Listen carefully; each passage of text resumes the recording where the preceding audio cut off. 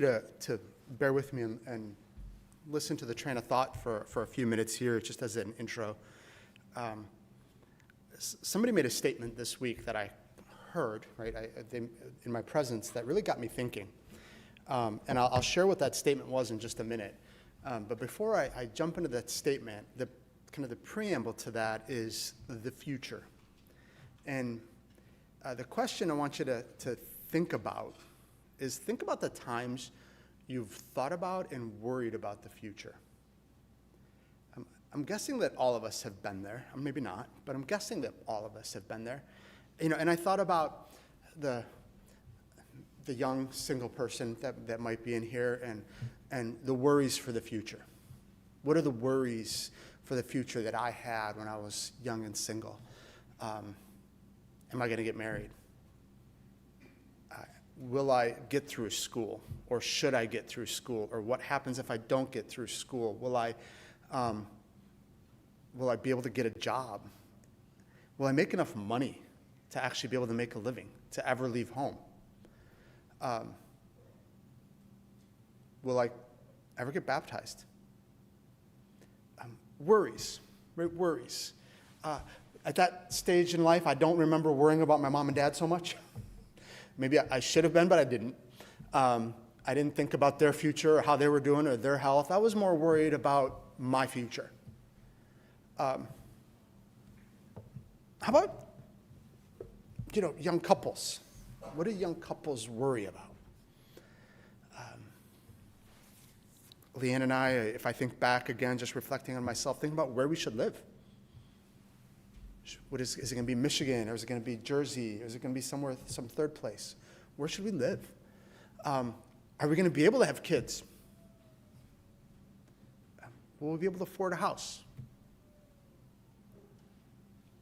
And suddenly that worry as a couple starts to expand a little bit. And maybe those are the first hints that we started worrying about mom and dad a little bit and thinking about them as well. Maybe that's because I had a wife who, was actually more thoughtful than me, but I'd like to think that I also worried about it a little bit and worried about my mom, worried about mom and dad, and about how their health was going to be. And maybe as we got older as a couple, started worrying about, are we going to be able to take care of them? If they're in New Jersey, what are we going to do? How about our own kids at some point you start to worry about, you start to think about them, right? We had Elise and Carrie at the time, they were little, we would have been worried about them. And worried about, are they getting the right education? Are we being good parents?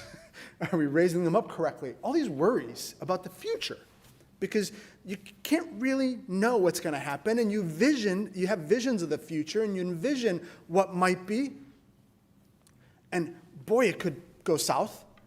And even today, when we look at, we could go down the scale of parents and grandparents and and older singles and all of us. Even today, what do we, when we think about the future, what are some worries that we have about the future? Maybe you're worried and thinking about who's going to become president. And the fact that we don't have a great shot either way, maybe. Are we worried about who's going to, what's going to happen with the economy? And that the inflation keeps going up and up, and the fact that putting a tank of gas, depending on my car, is anywhere between $50 and $100 today, just to get a tank of gas in my car. What are our fears about the future today? And so all of that is the buildup. The thing that I heard this week is somebody said that it's a fool's errand.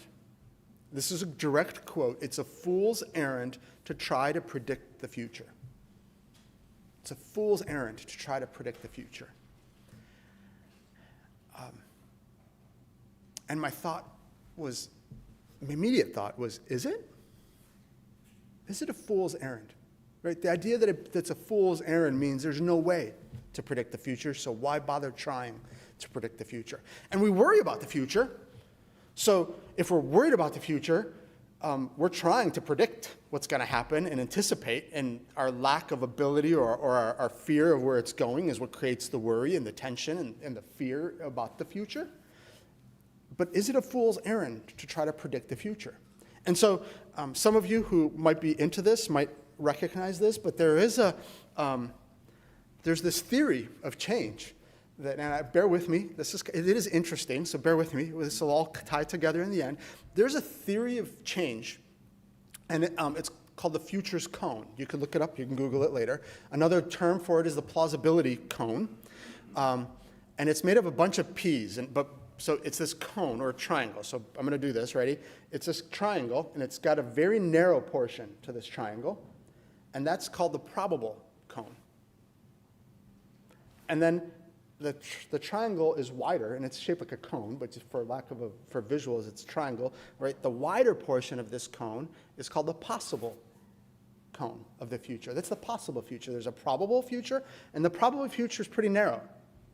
And if you think about Scripture, and if you're starting to think about how this ties into to a possible message, and there's some very interesting parallels that even like theorists have created without realizing it, that we've got a probable cone, and we've got a possible cone.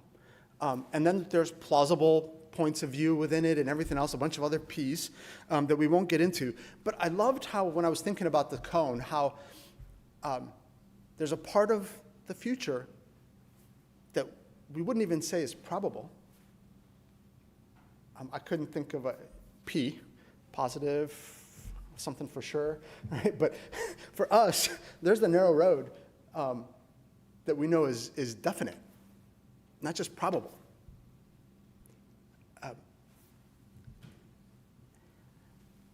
Another quote as part of the same conversation that was related to the future was, doing something is better than doing nothing. If you look at the future and you're not sure, you see a bunch of roads and you're not sure which one to take one of them. It will get you headed in the right direction. I thought that one was interesting too.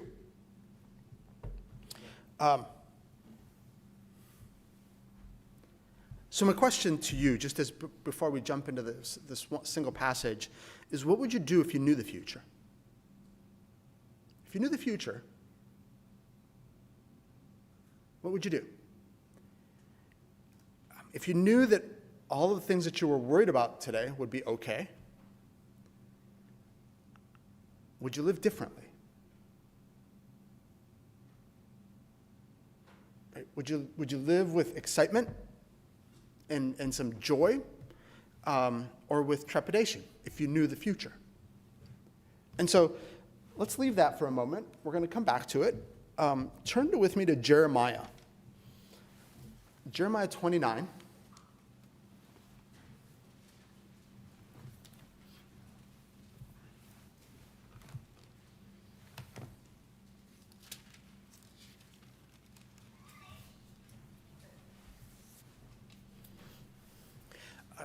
We give just a little bit of context to what we're going to be reading, just kind of at a big picture level.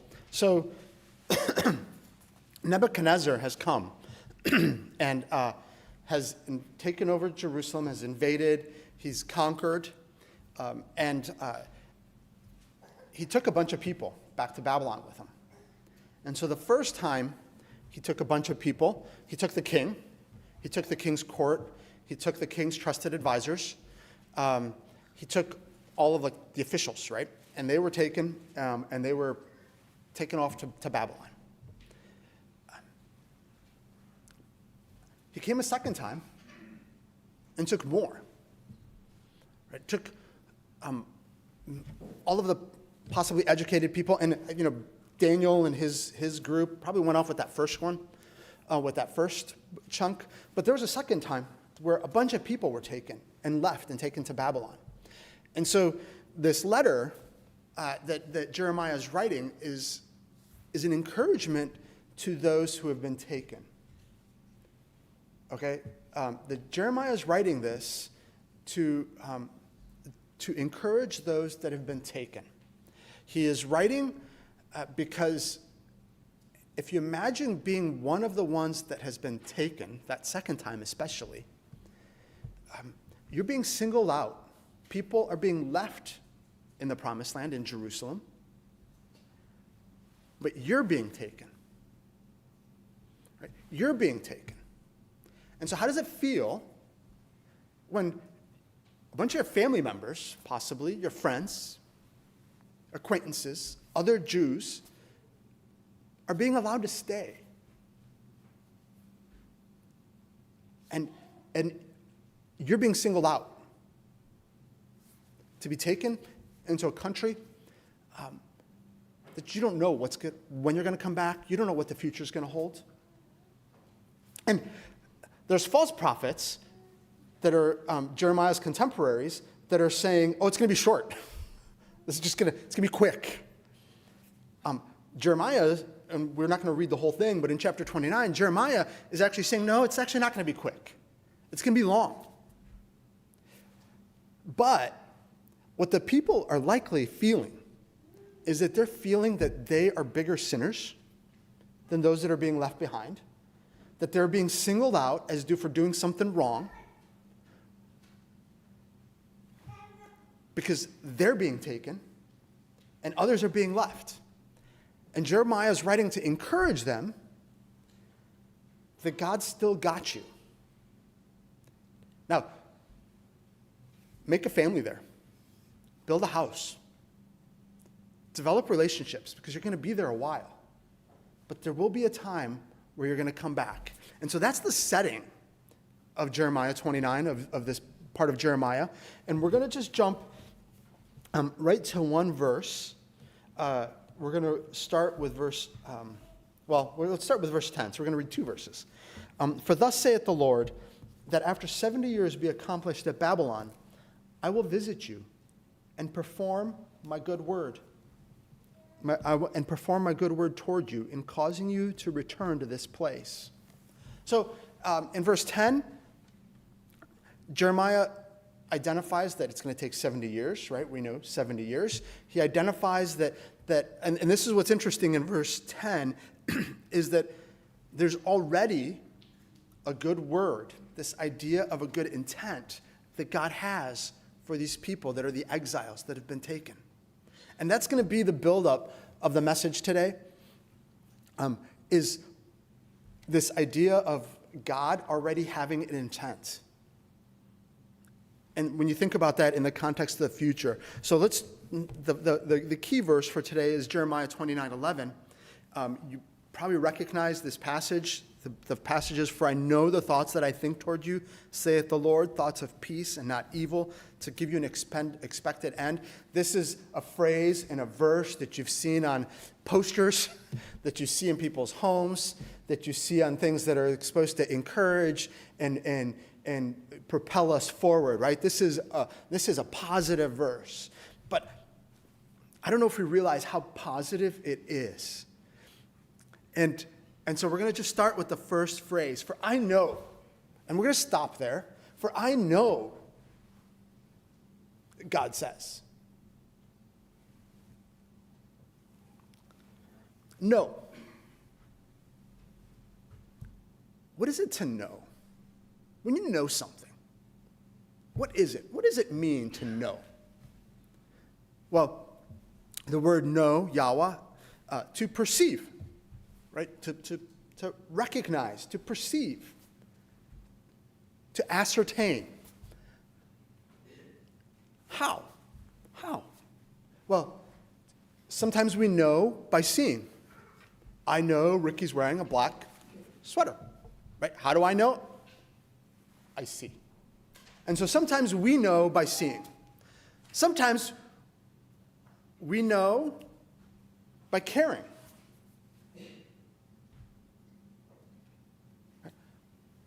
I know that Sister Kathy's not doing so hot. How do I know? Well, it was shared, so I've heard, but I think about her. I know about certain things because I care. How else do I know? I know through knowledge, through like my personal knowledge, by being interested in something, by studying it up. And what do we do with knowing then, for us? Like if I know, and you know, if you know that broccoli is good for you,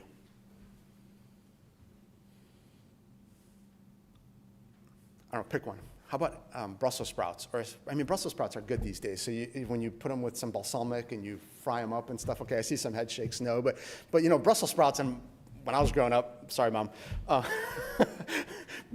Brussels sprouts were not the highest, thing on the food chain, right? Because they were used soggy and stuff. But, okay, pick one. Pick one that you don't like. Asparagus. We know that asparagus is good for you, or carrots are good for you. We know that eating too much of ice cream isn't good for you. Pick any food group you want, and there's things that we know. And it's so interesting that just because I know broccoli is good for me, I don't necessarily eat broccoli. Or just because I know that ice cream isn't good for me, doesn't mean that I don't eat ice cream. And this idea of us knowing, it's a really interesting word, because to know, right, means that there's this closeness to it. It means there's this distinct awareness, right? To really know, it means that you're aware, you recognize it, but yet it doesn't mean that we act on it. We can know that I need to exercise and not exercise. I can know that I need to spend more time with my wife and not do it. I can know that I should read the Bible more and not read it. And so for us to know and to will and to do are completely independent of each other. Fair? God says, I know.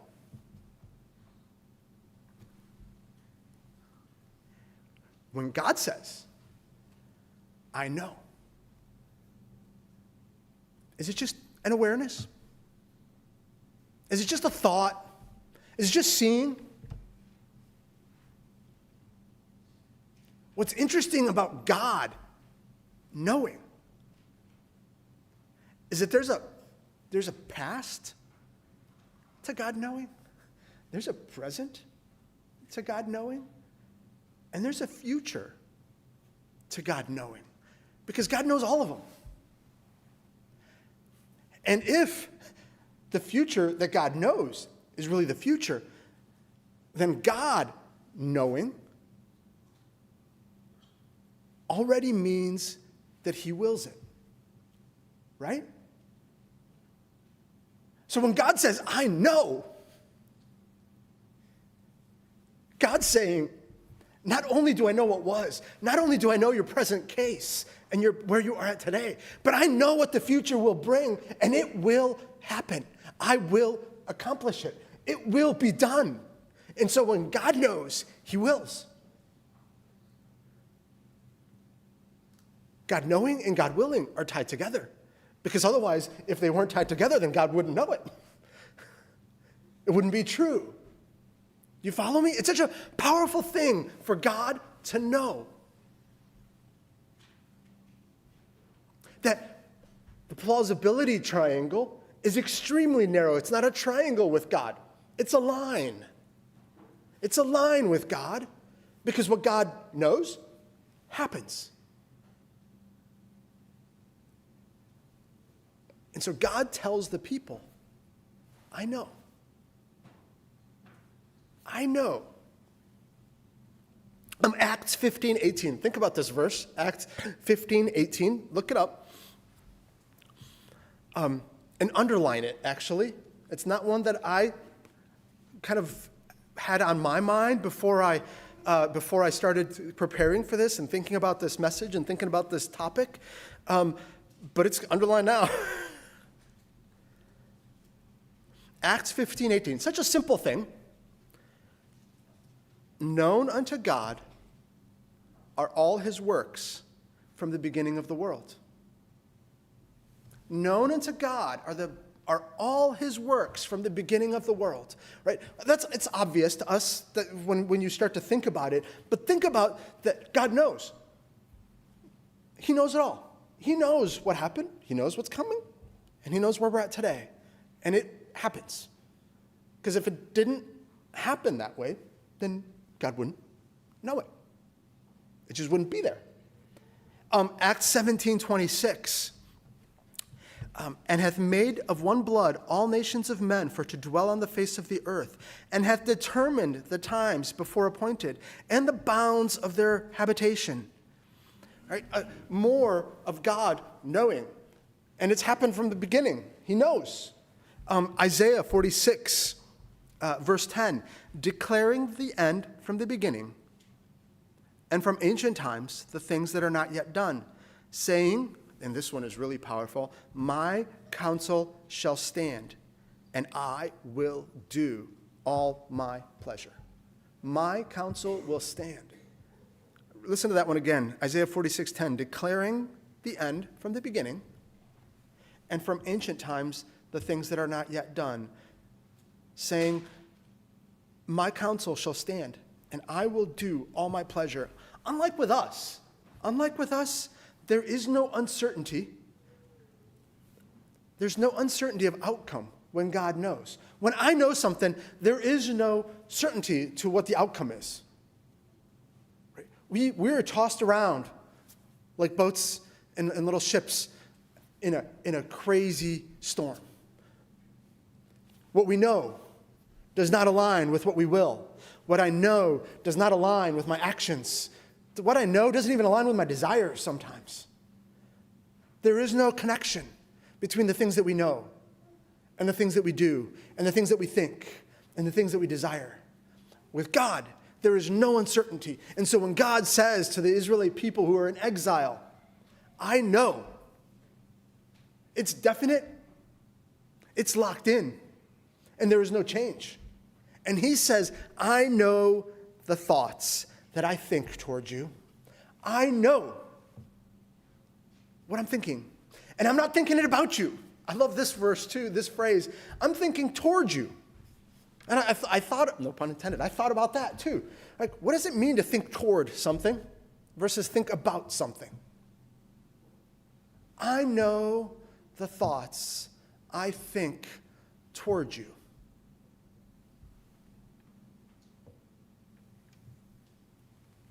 He doesn't say, I know the thoughts I think about you. He says, I know the thoughts that I think toward you. Now, if we stop there, for the people that are in exile, if we just stop there, that's an uh-oh moment in life. Because I've just been sent to exile. I've just been cast away. I've been just dragged away from my country by an army that has taken over and has defeated us, and I'm in exile. And God says, I know what I'm thinking about you or thinking towards you. And in that moment, that's maybe not a good place to be. But God doesn't stop there with what he's thinking towards you. He leaves him on a positive note. And that's what we want to jump on there for a second, too. But what does it mean to think toward you? There's an idea or a thought of plan. And some translations, if you look at some translations, they will use the word plan instead of thought. I know the thoughts that I think toward you. Some will say, I know the plans that I have for you. For me, as I was pondering this, I like the word thought better than the word intention or plan. Like, I know my intent towards you, or I know my plans for you. The idea of thoughts, and they're all used depending on how you interpret that word or how you translate that word. The word thoughts, to me, is front of mind. Right? That I haven't created a plan and just set it aside for some future day. I have some intentions that I'm going to take care of at some point in the future. No, my thoughts are toward you. You are front of mind for me. I'm not just setting you aside. I have a plan, but it's front of mind. And God says to the people that are in exile, I know the thoughts I think and I have towards you. You are a friend of mine to me. You are not cast out. You are not let go. And so what does he think? Thoughts of peace. He projects peace on them.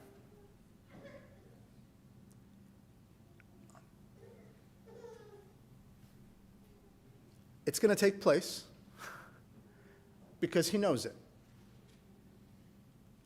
And by knowing it, he's willing it. He's projecting peace on them.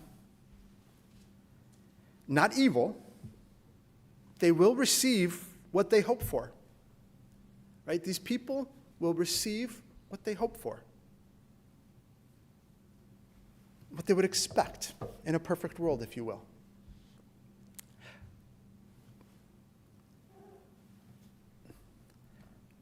But you got to think about what these people are going through. So these people, if you know the story of Esther, right, these people will deal with and have to live through the time of Esther. These exiles, they will be condemned to death in exile. They will see no hope, actually, in that.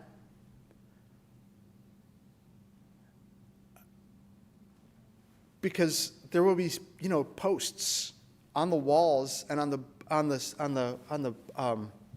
posts. There will be postings on the posts in Esther's time that will declare that every Jew is fair game for killing. And in Esther's time, what the king declares does not get reversed. And so when those postings go up, the people will know that death is certain because it can't be reversed. And so we're way early with this statement. But they're going to go through a hard time. They're going to go through challenging times and have to hope and remember what God promised.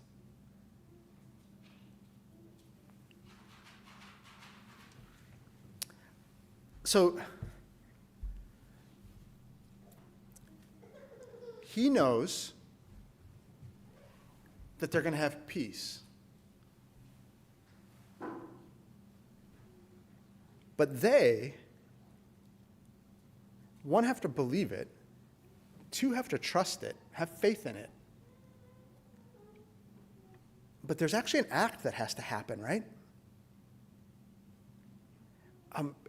He says towards the end, "Then shall you call on me, and shall go and pray unto me, and I will hearken unto you. And you shall seek me and find me when you shall search for me with all your heart." That's verses 12 and 13. So for the people, and this is going to tie back to us here in a minute, for the people, when you recognize that it's only in me that you have hope, when you see and trust and believe that peace that I promise, that I know, is only in me, then you're going to turn to me. Right? Then you will call on me. Then, like in Esther's time, the people declared a time of seeking the Lord, of focusing. Then, when it comes, because you know that in me only is hope, in me only is hope, that there is no other place that I can have peace. There is no other place that I can find salvation, that it's only in me. When you recognize that, then you will come. Talking to the people, the whole people. Then you will seek me, then you will give your heart to me. Now, the beauty of this is, for us, like the power to me is the foreshadowing. The foreshadowing of Jesus and the peace that God is going to give and the peace that we can have. And it's so ironic and so powerful that when we recognize that it's only in God that we have hope, right? We are in the same state as those Jewish people, as the exiles. that we have a promise of a return to peace. And so for us, and we're going to kind of read some verses here to conclude, but for us, that plausibility cone, right, it kind of goes like this, and then it gets wider. So that plausibility cone says that I don't know exactly what's happening at the end of that cone. It gets wider. I don't know exactly what's happening. I know that based on the Word and based on my life and based on what I look at into the future, that there's going to be trouble.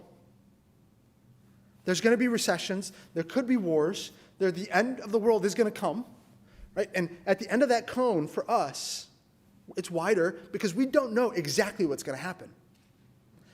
But for us, the end isn't that wide part of the cone, right? For us, it comes back on itself. It becomes a diamond. It comes back in on itself. It closes. Because if I go far enough into the future, I can predict the future. If I go far enough, I know exactly what will happen.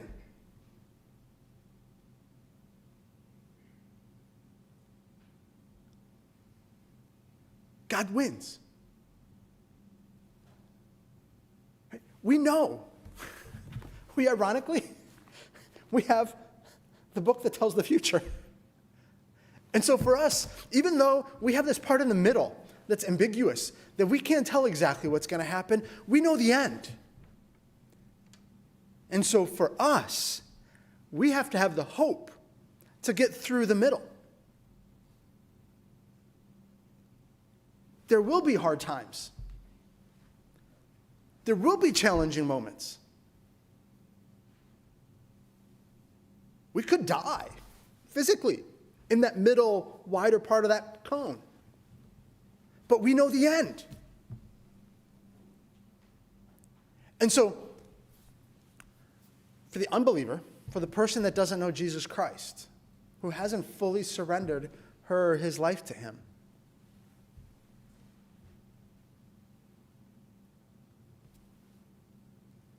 you know the end too.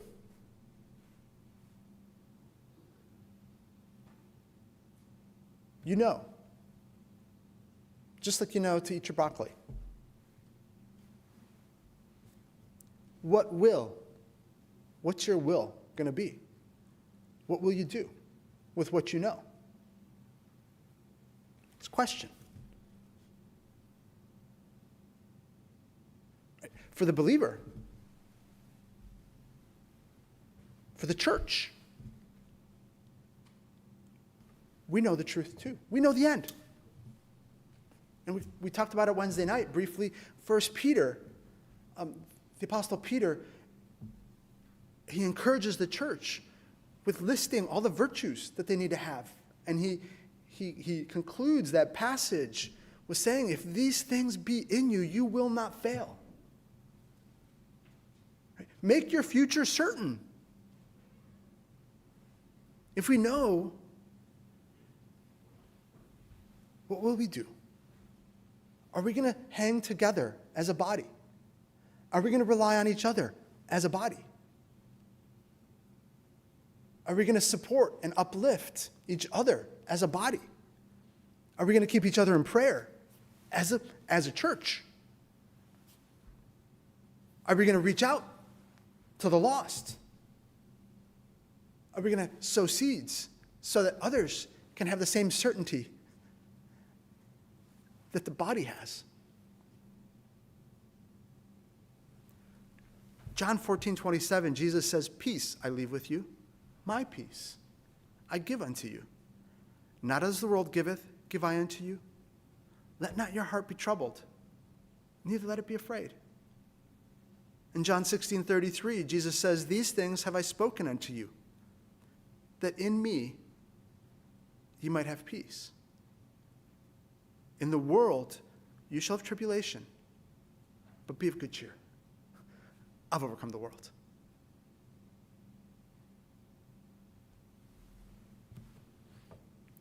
And just as a closing verse, one that probably we all know, or most of us know, Philippians 4:7, and the peace of God, which passeth all understanding, shall keep your hearts and minds through Christ Jesus. We don't have to worry about what the future will bring because we know the end. But what we have to do is act on what we know.